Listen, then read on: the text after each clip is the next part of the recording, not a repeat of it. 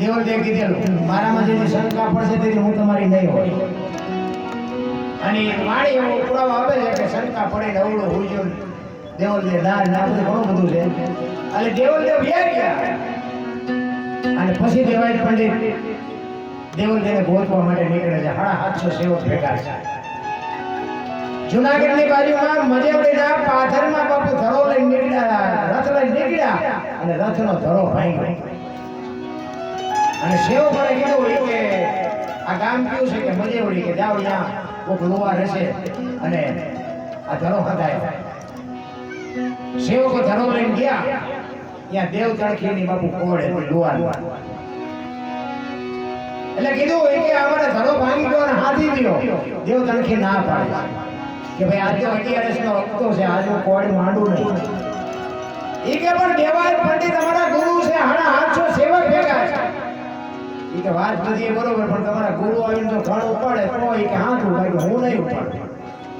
દેવાય પંડિતને જઈને વાત કરી.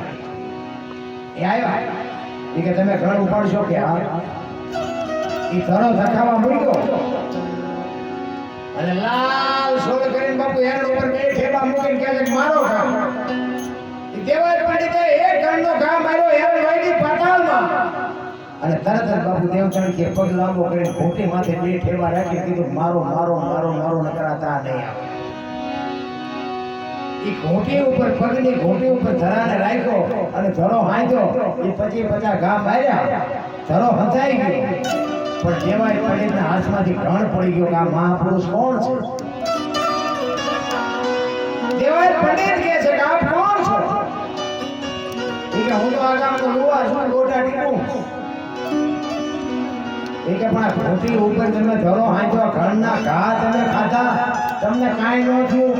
હું દેવાય પંડિત તમને પૂછું છું તમે કોણ છો? કે હું જે હોય તમે ક્યાં જાવ છો? એ કે દેવલદેવ ગોતવા.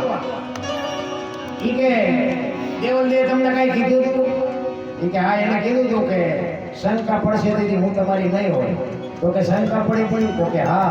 તો કે હવે હું ગોતવા નીકળ્યા. દેવાય પંડિતને વાઈટ લોહી નીકળે. પછી દેવ ચાંખી કહે છે કે સરનામું છે તમારી પાસે?